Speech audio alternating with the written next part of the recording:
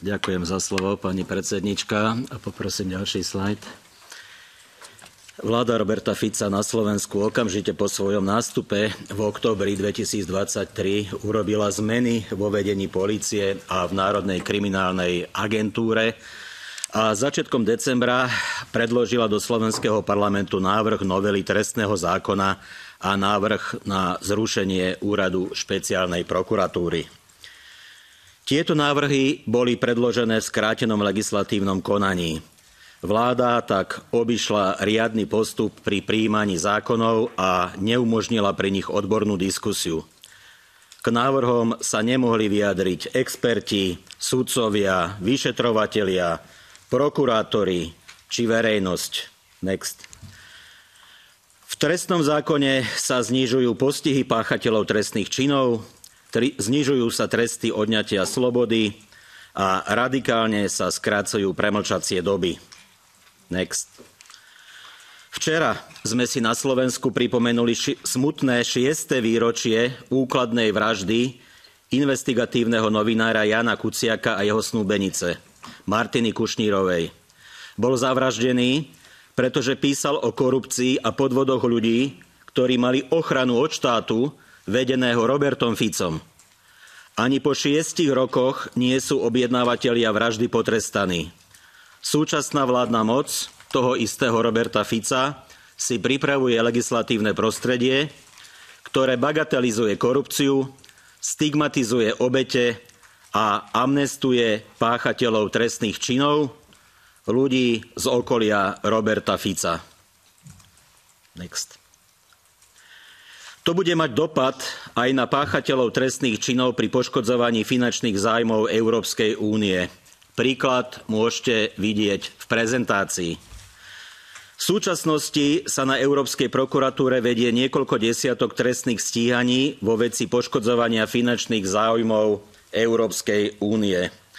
Nadobudnutím účinnosti novely trestného zákona bude určitá časť z týchto trestných činov premlčaná a vinníci nebudú odsúdení. Zdroje európskych daňových poplatníkov skončia v rukách hrstky gaunerov. Každý týždeň sa na Slovensku konali demonštrácie proti týmto zákonom, na ktorých sa zúčastňovali 10 000 občanov. Napriek všetkým výhradám bol zákon v slovenskom parlamente 8. februára schválený. Next. Termín účinnosti pre zníženie trestov a premlčacích lehôd je 15. marec 2024. Úrad špeciálnej prokuratúry sa ruší k 20. marcu. Jeho prípady sa majú prerozdeliť krajským prokuratúram, kde hrozí strata expertízy. Prezidentka republiky Zuzana Čaputová v piatok 16. februára novelu podpísala a zároveň ju napadla na ústavnom súde. Žiada pozastavenie účinnosti, keďže novelu považuje za protiústavnú. Podľa prezidentky je novela v nesúlade aj s viacerými medzinárodnoprávnymi záväzkami, ktoré pre Slovenskú republiku vyplývajú z medzinárodných dohovorov OSN a Rady Európy, ktorých predmetom je boj proti korupcii. Súčasne ďalej pokračujú obštrukcie vládnej moci. Na jednej strane sa vláda ponáhľala, využila skrátené legislatívne konanie bez zákonného dôvodu a skracovala priestor pre diskusiu opozícii v parlamente.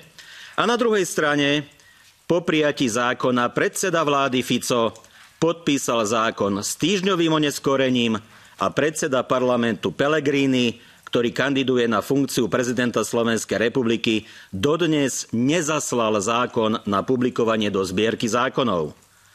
Takto vláda skracuje ústavnému súdu priestor na vyhlásenie rozhodnutia a prípadné pozastavenie účinnosti novely. Ústavný súd môže začať konať až po zverejnení novely v zbierke a súčasne by mal rozhodnúť do 15. marca.